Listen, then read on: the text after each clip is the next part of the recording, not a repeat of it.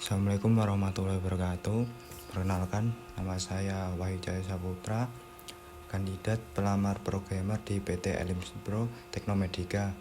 Di sini saya akan menjelaskan mini project saya menggunakan framework Laravel dengan ketentuan sebagai berikut. Ketentuan pertama yaitu buatlah basic Laravel autentikasi. Yang kedua, gunakan database sheet untuk membuat user dengan email admin@admin.com dengan password.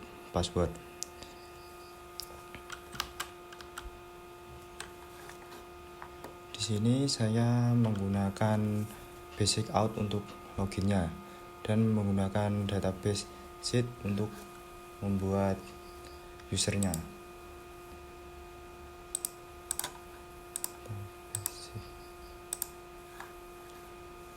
Pertama-tama saya akan run dulu untuk aplikasinya.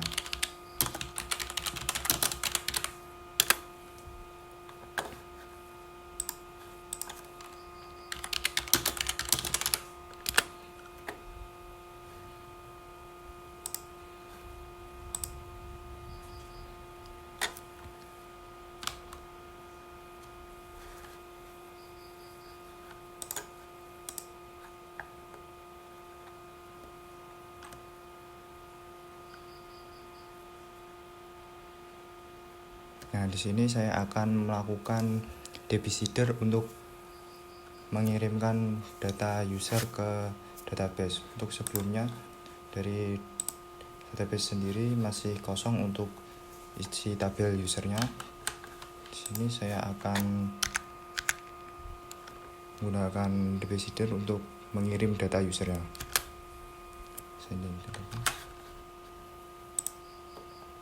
Nah, di sini sudah ada namanya dan email. Selanjutnya saya coba untuk login.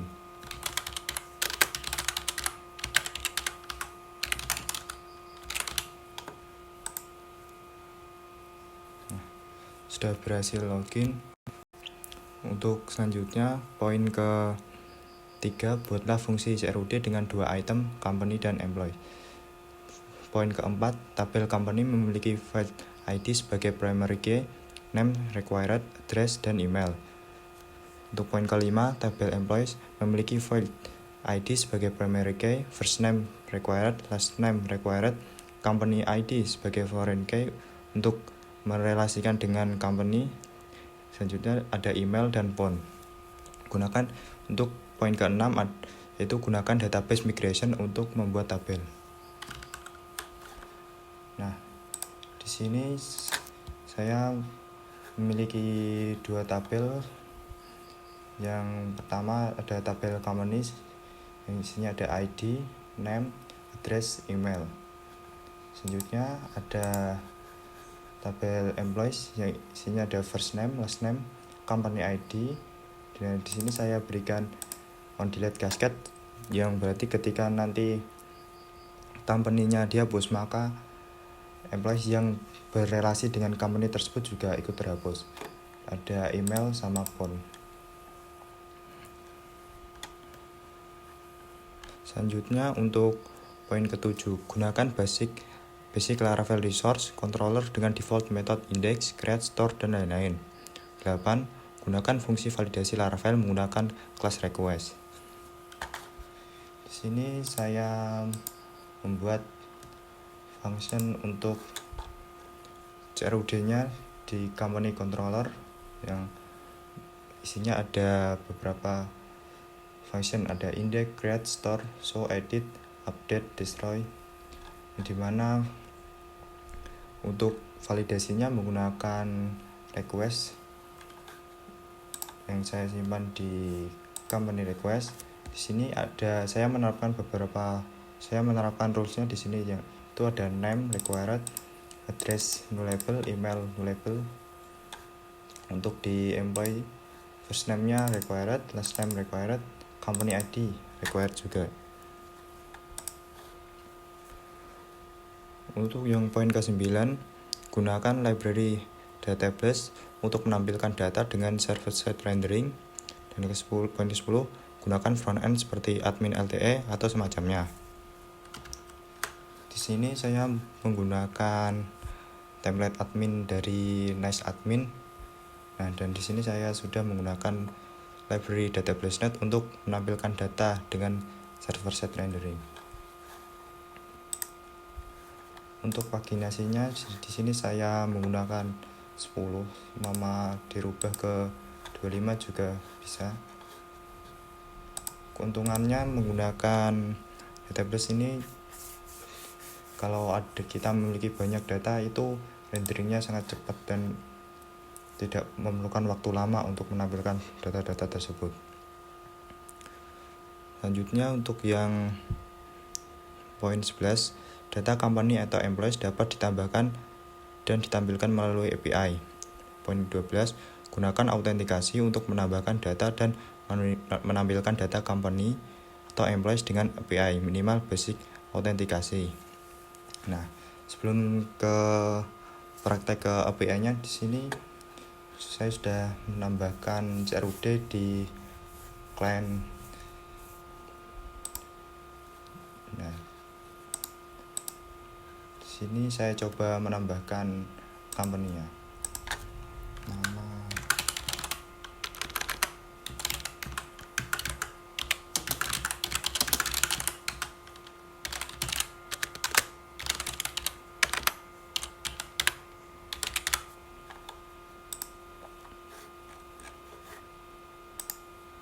Nah, sudah masuk ya.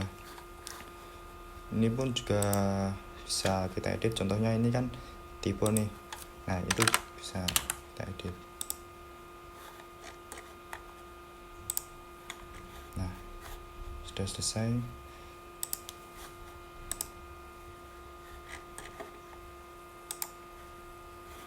Nah, kalau kita delete pun udah otomatis terhapus. Nah, untuk di employee sendiri juga kurang lebih sama ya.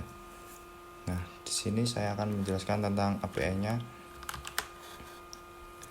Nah, di sini ada beberapa URL API yang sudah saya siapkan, dari register, login, get company untuk menampilkan data-data company, get company by ID untuk menampilkan data company sesuai ID yang dituju, add company untuk menambahkan suatu company, update company by ID untuk mengupdate company menurut ID yang dituju, delete company by ID juga untuk menghapus company yang dituju sesuai dengan ID company tersebut.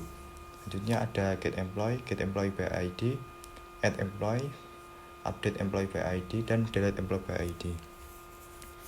Di sini pertama login terlebih dahulu.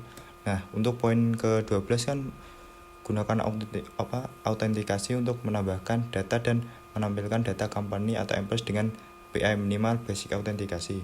Nah, di sini saya menggunakan Santum untuk mendapatkan barrier tokennya supaya bisa mengakses API lainnya.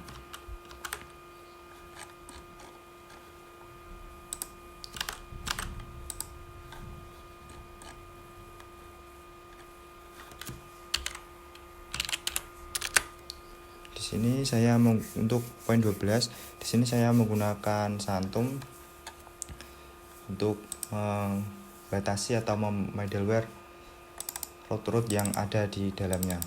Jadi semua kita tidak ada akses barrier tokennya, maka tidak akan bisa mengakses link-link yang ada di sini. Contoh kita login. Nah, di sini kan ada token ini. Token ini yang nantinya akan digunakan untuk mengambil data ataupun mengirimkan data. Contohnya di sini. Seumpama kita out. Nah, di sini tidak bisa dengan pesan unauthorized atau status 401. Maka caranya kita menggunakan bearer token. Nah, di sini ketika kita memasukkan bearer token, maka akan muncul semua data yang ada di dalam company ini. Dan ketika kita menyalahkan satu aja dari tokennya, maka otomatis akan ter-authorized lagi.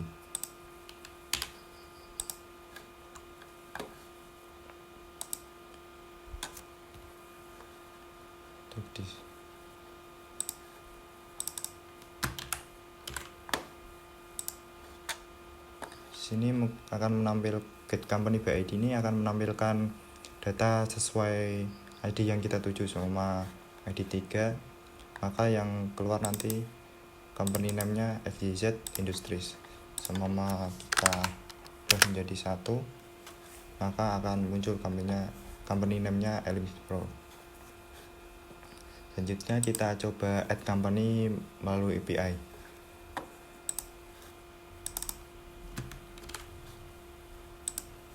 Di headernya ini kita tambahin expect dulu dengan value application/json yang fungsinya jika nanti ketika kita mendapatkan pesan 401 atau unauthorized, nanti akan muncul pesannya, jadi tidak akan diarahkan ke preview yang isinya untuk kita login kembali gitu, tidak. Nah, seumpama di sini kita tambahkan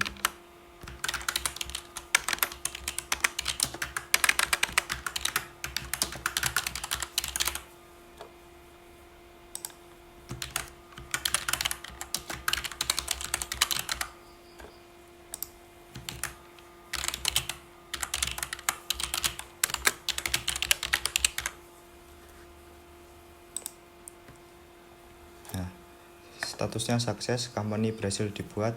Nah, dengan nama Media Nusantara, alamat Jalan Pedurungan. Coba kita lihat di sini. Nah, sama ya, berarti sudah berhasil masuk dengan nama Media Nusantara, alamat Jalan Pedurungan. Selanjutnya ketika kita update company-nya,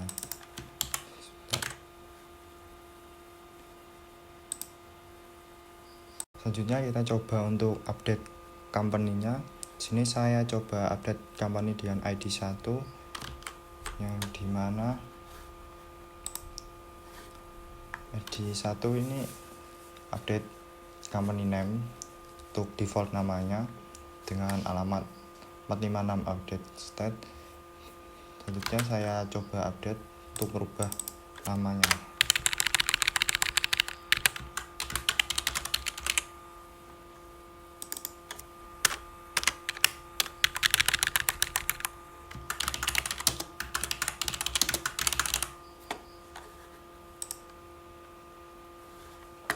Nah, di sini statusnya true, company berhasil diupdate. Kita coba cek. Nah, untuk company dan addressnya juga sudah berhasil kita update. Selanjutnya ada delete company by ID, yang dimana ketika kita mau delete company itu menurut ID juga bisa dilakukan di API. Contoh kita mau delete ID 10 Infinite Solution Ltd.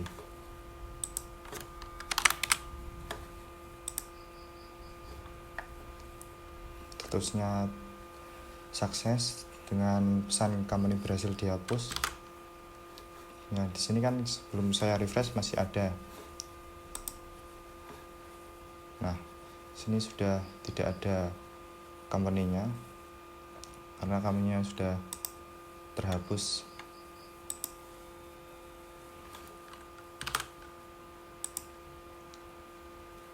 Selanjutnya di sini ada get employees by all. Jadi kita akan mendapatkan semua data pekerjanya.